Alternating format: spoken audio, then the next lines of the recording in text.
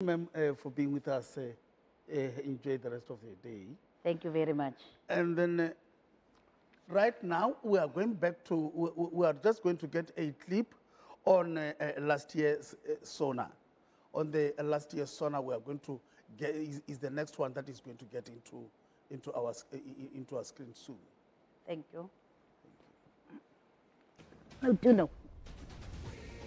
Why are you showing me standing up? You always say you must wait. Now you don't tell me to wait. African nation together. Thank you. The black rod is the symbol of the authority of the chairperson of the National Council of Provinces. It derives its name from the ebony wood from which the rod is traditionally made. It is carried by the usher of the black rod in the ceremonial processions, such as during a sitting of the house. It is placed upright next to the presiding officer's chair as an indication that the house is formally in session. Similar to the mace, it resembles a nopkiri, an African symbol of defense, authority, and leadership. The black rod stands at a length of 1.1 meter and weighs 8 kilograms. The protea at the head of the black rod is South Africa's national flower. It has 2 rows of 9 handmade 18-karat gold leaves, each representing one of the 9 provinces. The inner core of the protea is made of pure silver and is finished in oxidized silver. The supporting disc below the protea is made of ebony and is connected to the shaft of the rod by 18-karat gold struts. Below the protea is a section of beadwork, which represents South Africa's diverse people and its rich cultural heritage. The shaft of the black rod is made of ebony, the South African coat of arms, made of pure silver and finished in color vitreous enameling, appears twice on the shaft. The shaft is also inlaid with 18-karat gold strips. 2 sets of clasping hands engraved by hand in 18-karat gold also appear on the shaft and symbolize freedom, peace, and cooperation.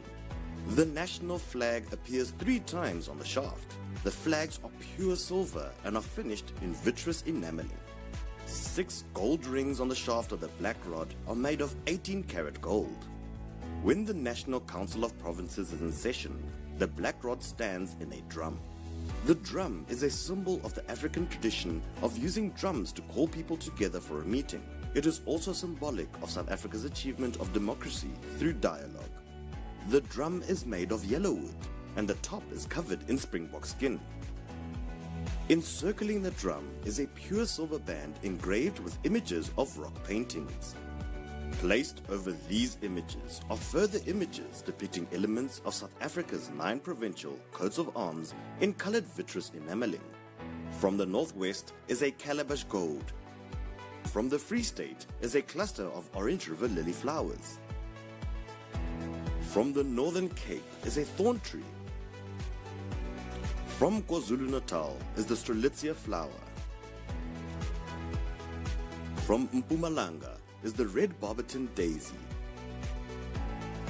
The Eastern Cape is represented by the red aloe, indigenous to the Eastern Cape. The Limpopo province is represented by the baobab tree. From Gauteng is the chemical symbol for iron. Lastly, the Western Cape representation is a bunch of grapes. All these come together to epitomize the unity that this nation represents.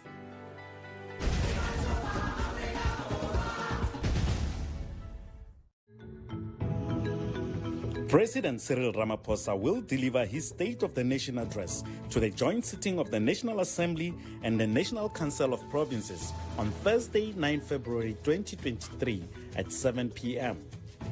The President calls this joint sitting of the Houses of Parliament to set out the government's key policy objectives and deliverables for the year ahead. During SONA, the President also highlights achievements, flags challenges, and outlines interventions that will be undertaken to unlock development interventions for the coming financial year.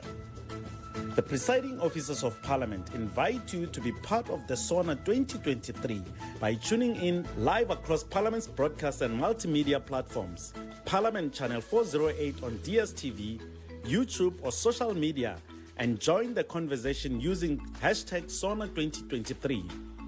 Parliament, following up on our commitments to the people, making your future work better.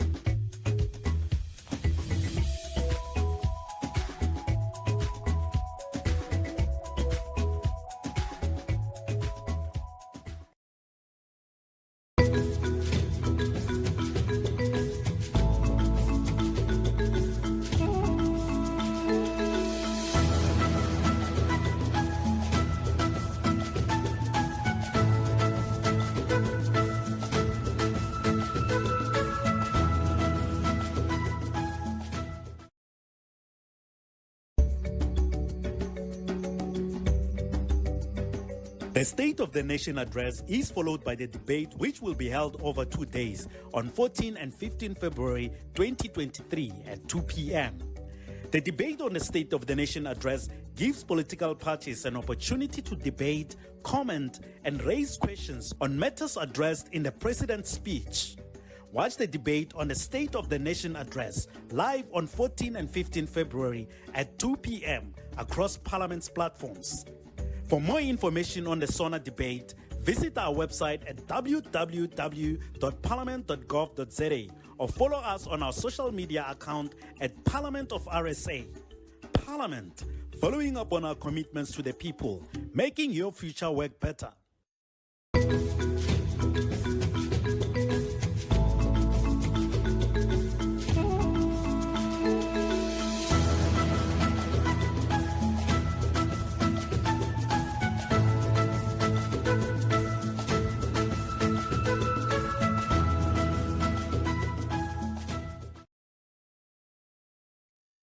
Yes, so I am Rutendo Mugwara.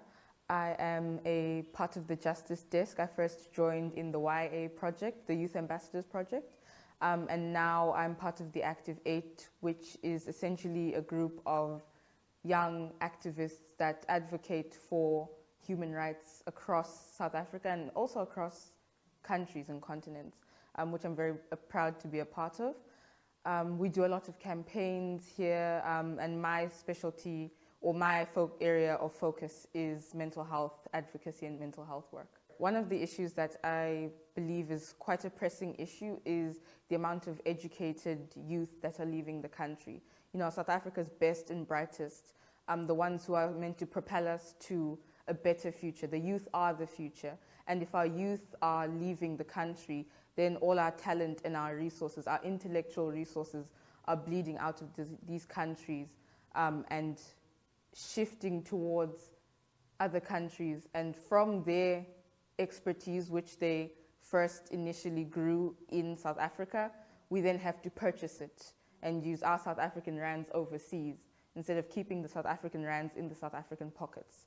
The youth are leaving because as time moves forward, the economic environment is becoming less and less friendly for the youth. The lack of development that's happening, the poor economic status, especially we can see obviously very glaringly with load shedding, it's not attractive to how the youth want to progress their lives.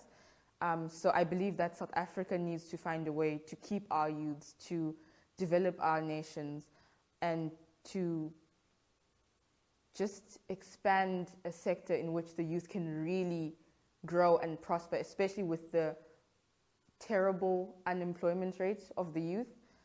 Where can our youth go in South Africa, and how can we keep them here instead of having them go overseas? I would say I would like to see a development in each economic sector, and I understand that a lot of focus is put on the sciences and stuff like that, but we need other sectors to have development, to be promoted, to be empowered. Giving young people access to jobs in those sectors and really promoting growth in South Africa and having youths have those opportunities for growth, having job opportunities, and even not jobs, but just general involvement in the communities, to grow a deep love of their communities and a deep connection to their communities, because that's how we develop as a nation, especially in the spirit of Ubuntu, which is dwindling every single day. How can we reinstill that in our communities and in our country?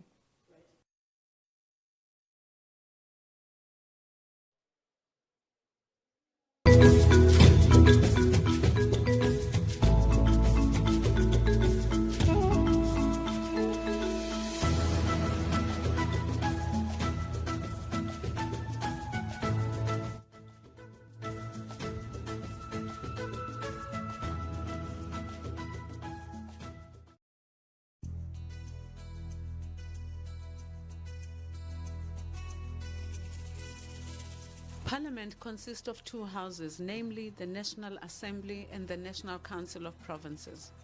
The two houses of Parliament conduct their work in plenary sessions, joint sittings, and in committees. Working in committees allows Parliament to increase the amount of work that can be done, ensure issues are debated in more detail than in plenary sessions, and provide a platform for the public to present views directly to members of Parliament, something which is not possible in a plenary sitting of Parliament. From Agri-SA, Mrs. Harley Stacky is going to do the presentation. Now, what we must keep in mind is what the Constitution requires of this committee. Now, first off, Section 59, subsection 1A, says that the National Assembly must facilitate public involvement in the legislative and other processes of the Assembly and its committees. So it is very important to remember that this is an obligation of the National Assembly as a whole.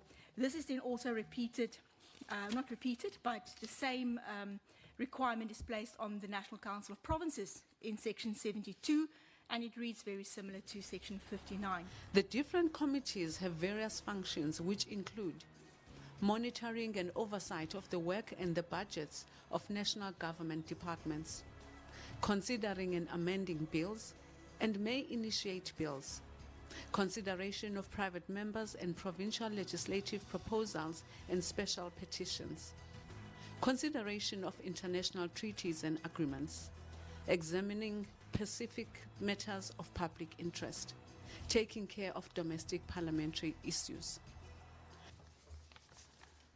Parliament said that the right to public participation had been given effect to by the committee, and that the CRC report was neither binding nor determinative, in that it was not final. It still had to be sent to the two respective houses for further deliberation. Portfolio committees are appointed from among the members of the National Assembly to shadow the work of the various national government departments. The role of portfolio committees is to consider bills, deal with departmental budget votes, oversee the work of the department they, and make recommendations about any aspect of the department, including its structure, functioning, and policy. Select committees are appointed from among the members of the National Council of Provinces to shadow the work of the various national government departments and to deal with bills. We've gone through a whole process in phases. Phase one was the fiscal framework and revenue proposals as part of the national budget, which was adopted.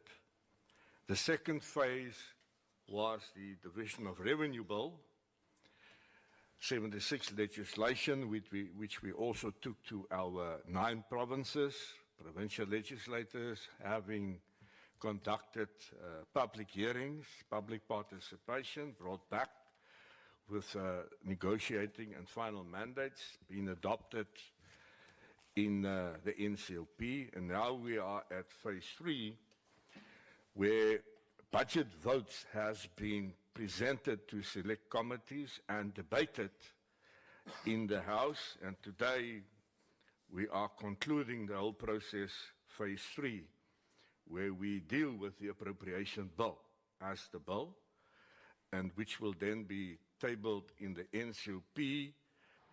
Because only 54 of the 19 National Council of Provinces members are permanent delegates compared to the 400 of the National Assembly, the select committees oversee the work of more than one national government department. The National Assembly Standing Committee on Public Accounts, known as SCOPA, acts as Parliament's watchdog over the way taxpayers' money is spent by the executive.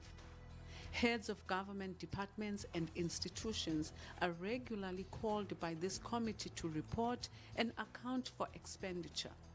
So what you have in front of you, which will also be beamed up on the screen, is a complete reflection of the teams as they were going through their accounts, auditing them with a statutory mandate to express an opinion on each of those financial statements. We will hold accountable the executive on the basis of its own commitments and its own interventions. The IMTT is one such intervention which was presented here, and we will deal with the ESCOM matter. It's not negotiable. So I raise this to say I quite frankly do not have the time nor the energy to be sidetracked, and for the committee to be sidetracked to now deal with an issue of absenteeism. The fundamental issue is the issues at hand, and that issue is the municipal debt. The Standing Committee on Public Accounts can recommend that the National Assembly takes corrective actions if necessary. The National Assembly has a number of internal committees that deal with matters affecting the running of Parliament. The committees normally consist of senior members of Parliament. Amongst these are the Rules Committee and its subcommittees deal with the House rules, the budget of the House, support for members, internal arrangements, and the powers and privileges of members. The Program Committee that plans the work of the Assembly, the Disciplinary Committee, and the Committee of Chairpersons. The National Council of Provinces has its own domestic committees. The Rules Committee and its subcommittees who deal with the NCOP rules, the NCOP budget, parliamentary privileges, internal arrangements, international relations, and delegated legislation. The Program Committee plans the work of the NCOP, and the Committee of Chairpersons makes recommendations about the functioning of committees and other NCOP forums.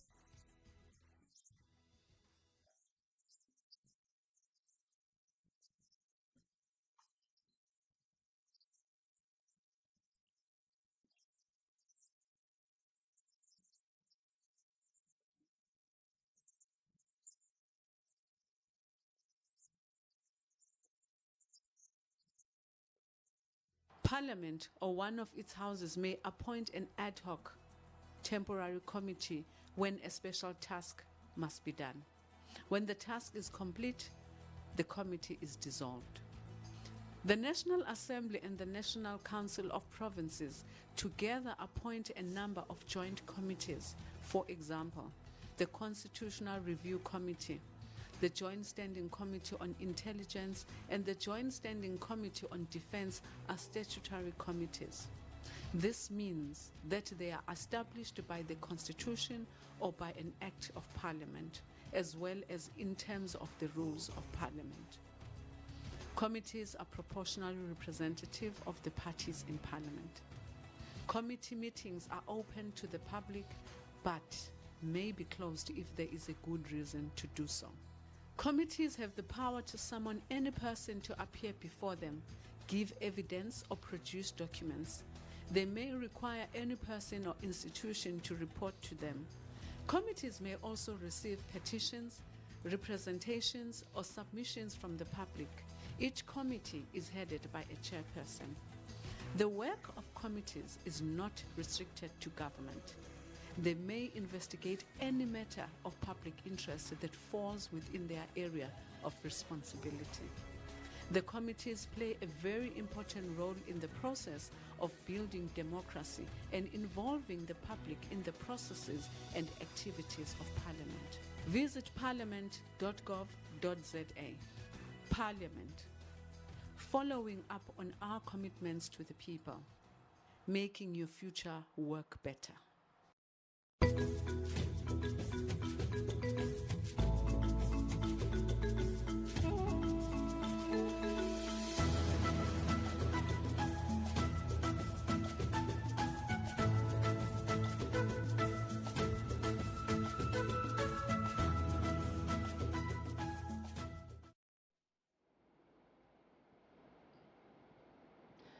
Good afternoon and welcome back. If you're just joining us, you're still watching Parliament TV on DSTV channel 408, from where the President of the Republic, His Excellency, Mr. Cyril Ramaphosa, will be delivering his 2023 State of the Nation address. I do now have the pleasure of being joined by the esteemed newly appointed Secretary to Parliament, Mr. Xolile George, who will be talking to us about preparations for this evening's State of the Nation address, and of course, all related matters that relate to, the policy priorities and all of the issues that will be on the agenda for discussion and for announcement at this evening's State of the Nation address. Secretary, thank you very much for making the time to be with us. Good morning, Sibu. Good morning to all the Parliament TV viewers. Wonderful. This month, the month of February, just marks over 6 months. I think it's just about 6 months since you started in Parliament. What has the transition been like for you, having served in Salga for so many years and being here now? Well, if it was not a transition that needed urgency, so one would say you finished this month, and then next month, cool off, and then prepare yourself for another assignment. Right. But when you transition on the 14th of June, and then you move on the 15th of June. Just imagine the difficulties that one has to deal with. But nevertheless, the challenge is well received, but it also helps one to use the acquired experience of executive implementation and also the legislative implementation. So blending those together, and you arrive at an institution which is at the apex of our system of governance. Absolutely. In terms of the role of the legislatures. It is one of those areas where you both accept the challenge with humility, but at the same time begin to make commitments about how you place all your energies to execute the task at hand. So the challenge is there, the environment is quite exciting, but it is also an environment that is facing many intersecting challenges. And sometimes some of those challenges, you would look at them and hope that things would have been smoothened by now. Yes. But then you still experience quite a lot of challenges that in an institution that is 29 years of its existence, there are areas that you would regard as basic shifts that perhaps we have not moved with the desired speed at the level of the administration, so that we can match up with the required capabilities to service the core infrastructure of the organization, which is lawmaking, mandate, public participation, and performing executive, oversight over the executive. So it's a challenging environment, but there's a lot of prospects where in the context of innovative opportunities. Absolutely. That the constraints of COVID-19 place before everyone, whether private or public, and more specifically for institutions that are required to continue to be agile, like Parliament, dynamic interface with the people, robustly ensuring that the oversight machinery improves the quality of governance in our country. So those opportunities are very important for us to innovate around. And I think COVID-19 has driven Parliament relatively towards the shift towards starting with the building blocks of building resilience in the institution. We just have to make sure that we up the game and improve the internal environment so that all the key players in the ecosystem of the administration of Parliament, they intersect correctly with the requisite support to make sure that functioning in the core business receives the necessary oiling, not at the level of procedural adherence that the committee must sit and then the minutes must be issued, but the degree to which we infuse insight into the conversation. Absolutely. Using experience of the foresight that for this period, this is where we are. How do we then start focusing for the future and say, if you were to run the next oversight in a structure that is clustered, but the execution is individual on sectors, how do you begin to start projecting that the following entities might likely face financial liquidity challenges? Do we have such capabilities as Parliament? So that our trigger for oversight is not only performed on the basis of a report brought by ESCOM or a report brought by DENEL or SAA. Our forecasting model tells Parliament upfront that we have looked at this space. This is what we project going forward. So that means us having capacity to understand each sector we have a responsibility to oversee, to make sure that when we must get aviation expertise in terms of insight, we are able to draw on those and begin to say, it looks like it's financial modeling, but what are the operational intersections between the financial statements and the operating capability of the institution?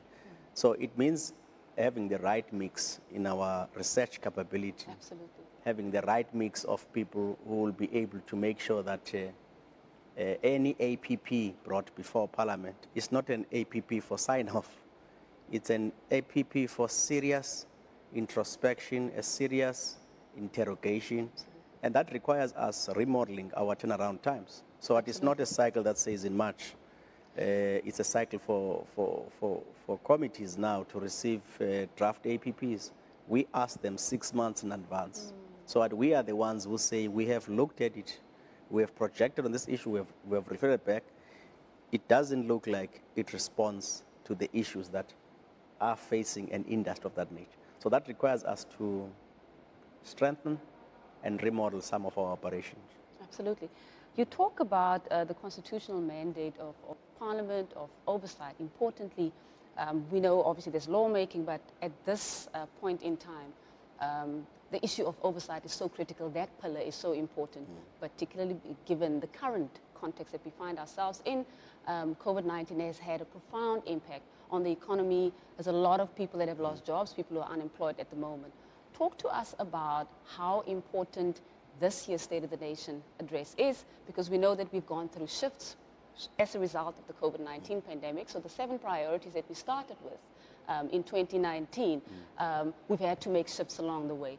How does Parliament reposition itself in this year, in this final year, so to speak, of the 6th dispensation, to ensure that we garner more deliverables through oversight and, of course, through social compact and collaboration with the executive for the current financial year?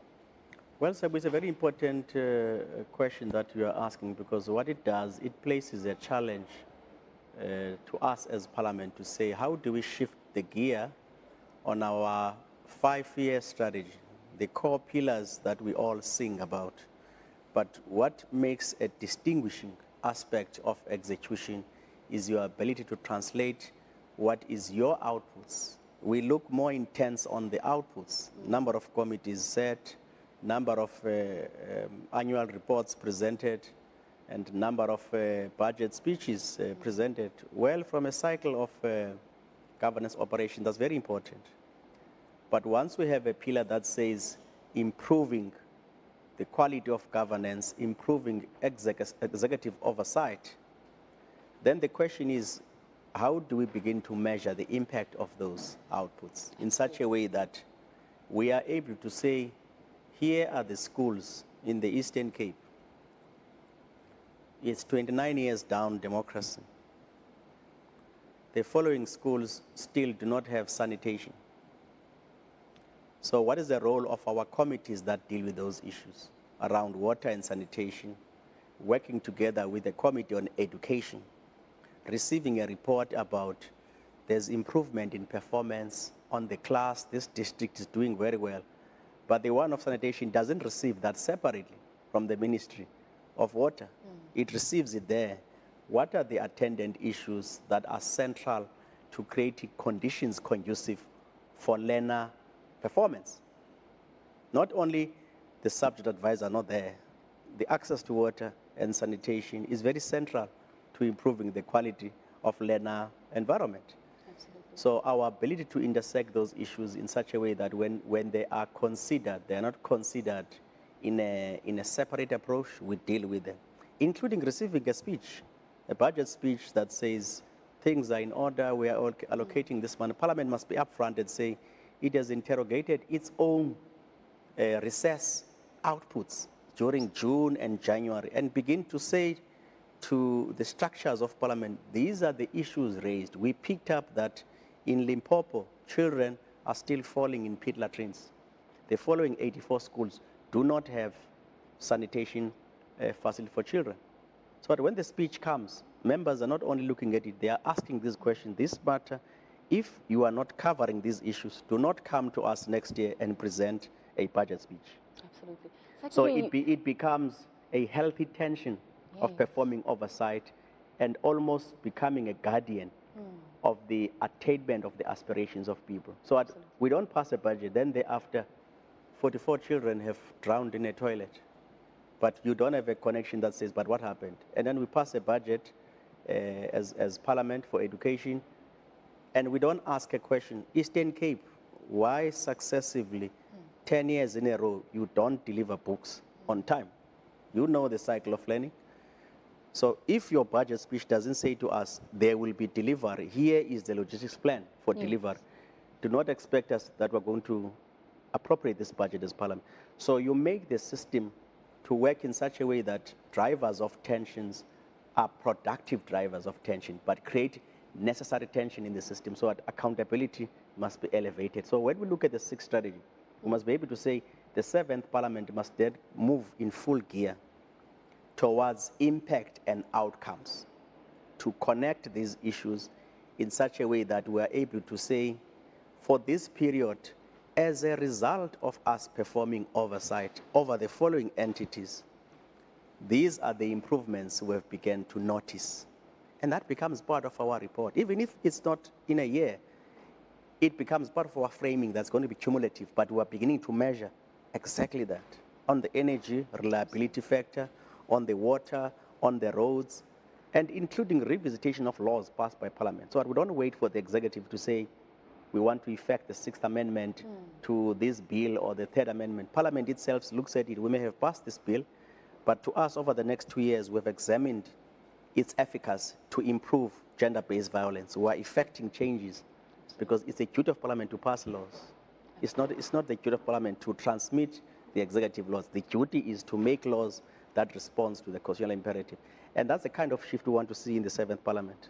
So at Parliament's mandate is understood as such to make sure that it becomes a propelling platform to the attainment of the ideals in our Constitution.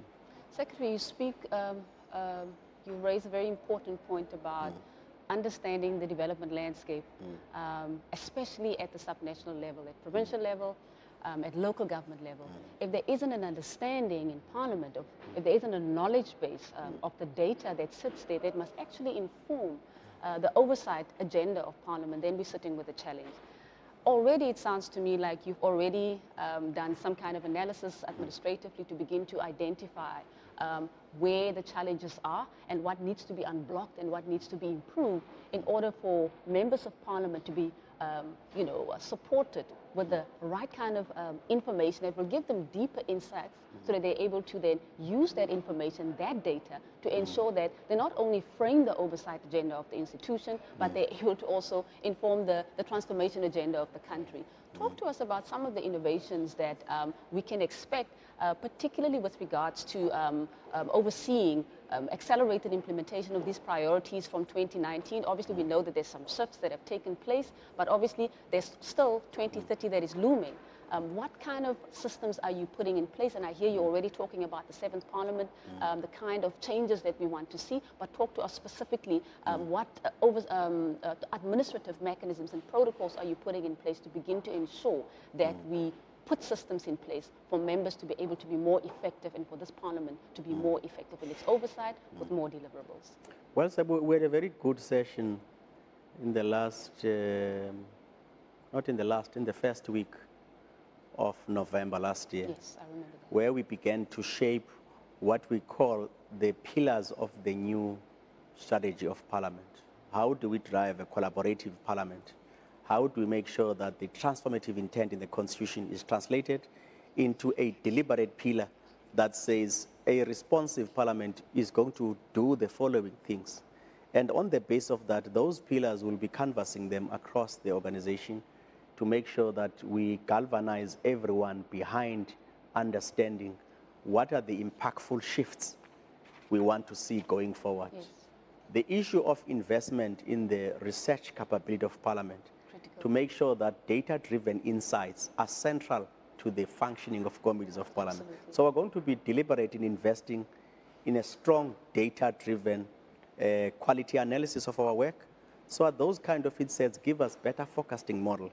So that when we say there's a report released by States SA, non-financial census report, it says year on year, this is the number of people connected on the grid, number of people connected on water. It's not only to celebrate the number of units, it's to draw the interrelationship between that growth in delivery versus the resources allocated, and whether in that process, had there been better resource allocation, we would have reduced further this part of work. Are we able to have that a relationship as Parliament with data insights? Financial census gets released by States A, labor force surveys gets released by States SA, showing us the decline or improvement in productivity in the labor sector. Where those reports land, where do they land? What is the attitude of Parliament when States SA stands there and say, here is a report? National Treasury releases every year what is called Section 79 reports, Section 71 rather, for financing of local government. They do the same for provincial departments. The question is, does Parliament say those reports are for Treasury to be given there, or it develops a very close relationship with them? So that when it looks at Q2 reviews and Q3, you are able to say, we have projected these reports, we need the following. So I don't only call municipalities when there's the Tsobo tried can't do anything, then we want to know what's happening. We don't have an ability to project in future how this thing must be done. I think once we improve that, it will be better.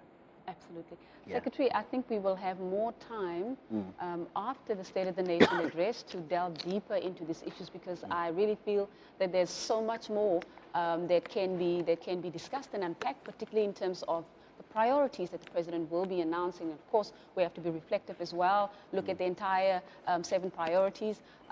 We do look forward to having more conversations with you in terms of where you're taking the institution under your leadership, but unfortunately that's where we have to leave it for now. But I want to thank you very much for making the time, but we will have time in going forward, I'm sure during the debate, the SONA debate, to unpack more of these issues. Thank you very much, Sib. Wonderful. That was the Secretary, the newly appointed Secretary to Parliament, Ndate Xolile George, who was just talking to us about what to expect, the changes and the observations that he's made with regards to the quality of administrative support that he intends to infuse or inculcate in order to make sure that members of Parliament are able to do their work in a more impactful and effective manner.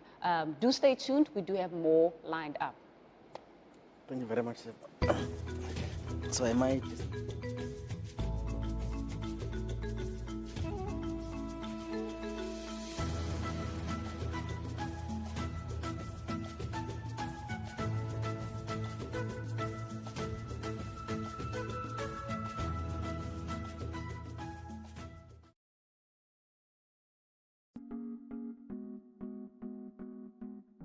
Well, we have the rules in order to regulate business. The Constitution states that the legislature, which is Parliament, has the power to regulate its own business and to ensure that procedures processes and internal arrangements are in place so that members can conduct their business in an orderly function, but also to ensure a level of predictability in the manner things are done. And that's in essence why we have the rules.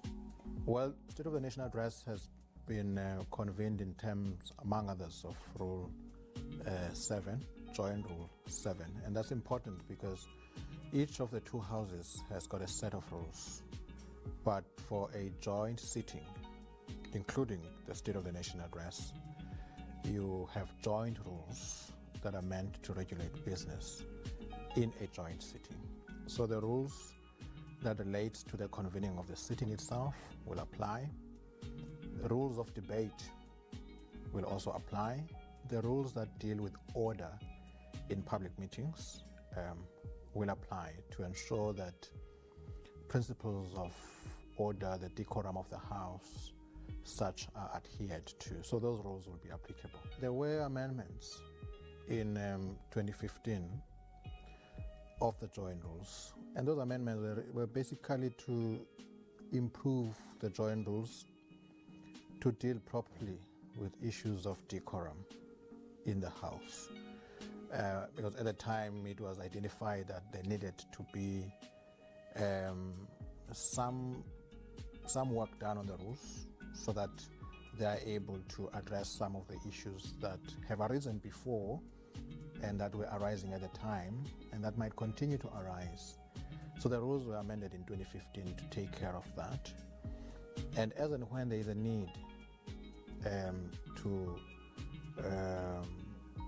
update the rules, to adjust the rules in order to respond to current issues, the rules will be revisited and they will be amended. And the amendment of the rules is done by, depending on which set of rules, is done by the House. Like any other sitting, there must be a notice of the sitting. In this instance, the notice was published last year already, following on the correspondence from the President. And we ensure that that chamber is ready to accommodate the members. In other words, the sound, the procedural aspects are attended to, and the House, the chamber is ready for business. I mean, this being a joint sitting, it's NA members, NCOP members. There must be enough in terms of space to accommodate both these houses. So we attend to those, among other things. There's a whole range of work that is attended to behind the scenes to ensure that the members are able to conduct their work properly and with all the information that they need at their disposal. Remember, this State of the Nation Address will be followed by a debate the following week, and that debate will last for 2 days, and following the debate will be a reply by the President. So it's not just about Thursday, it's a process that will culminate in the reply by the President. House officials, or what we refer to as table officials, they are there to assist the Speaker, to assist the members, to enable them to conduct their business. So we would do things like monitor the time. We would be able to track the items being dealt with. We would ensure that the necessary documentation is available. But most importantly, we are there to ensure that the House conducts itself, its business, in terms of the Constitution and its own rules. So we would ensure that if a bill comes before the House, you have the necessary quorum for that bill to go through. You would ensure that as members debate, we assist the Speaker or the presiding officer to ensure that principles of decorum are adhered to. So our duty there, we are advisors. Primarily, we are there to advise. The presiding officer is the one who runs the business of the House. But we must ensure that the presiding officer is adequately assisted in terms of the advice that we give to the presiding officer.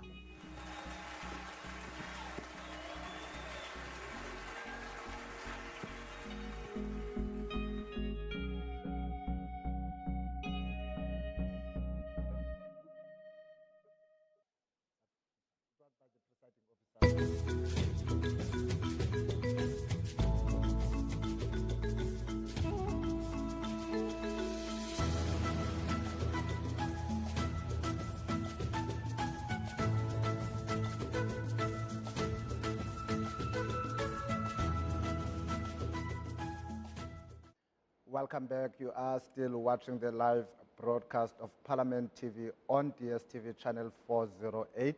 It is a build-up show to the State of the Nation address tonight. Advocate Pindela is the Secretary to the National Council of Provinces. Together with the Secretary of the National Assembly, they are both responsible for ensuring the smooth running of the joint sitting. And he joins us now in studio. Good morning, Advocate, and how are you? Good morning, I'm good, yourself. I'm good, thank you very much. Advocate, if you can just briefly share with us what is the role of the Secretary in the NCOP that seeks to ensure that he assists the presiding officers in preparation for SONA. Thank you very much. It's precisely that, to make sure that the presiding officers are well briefed insofar as the proceedings are concerned. To point out to the presiding officers the rules that are applicable, to assist them in the interpretation of the rules, and to make sure that they are conversant with the rules that would be applicable for the purposes of the sitting of today. Because they are presiding officers of different houses, so sometimes it may happen that they would tend to apply the rules of their specific houses instead of the rules that are applicable to the joint sitting, which are the joint rules. So we have to make sure that they are indeed attuned to the processes and proceedings of a joint sitting. So having mentioned those two houses, there are different rules, the NA and the NCOP. So how have you worked together with the NA to ensure that jointly the State of the Nation becomes a success?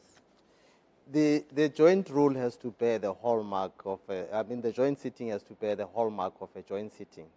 It does not have to look like individual houses sitting, but it should look like two houses sitting together to constitute Parliament. So we have to make sure that indeed the rules that are applicable are the joint rules, or are the rules relevant to the sitting itself.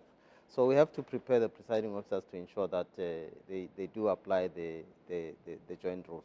And like you have indicated, we have to sit together with the Secretary of the National Assembly to ensure that we prepare for the joint sitting, and to make sure that the joint sitting characterizes the joint sitting, indeed, the two houses sitting together, but as one. And I understand that there is a process, an ongoing process to amend these joint rules. What were some of the contentious issues that led to such amendment? Well, if you look at the joint rules, it appears that the last time the joint rules were amended was in 2011. But the joint rules were also amended in 2015. So ever since, 7 years down the line, there have been a lot of developments insofar as the practices and conventions are concerned. So we have to make sure that those processes, conventions, practices are reflected in the joint rules, so that the joint rules are a compendium of the processes and proceedings, the practices, the conventions of the joint sitting.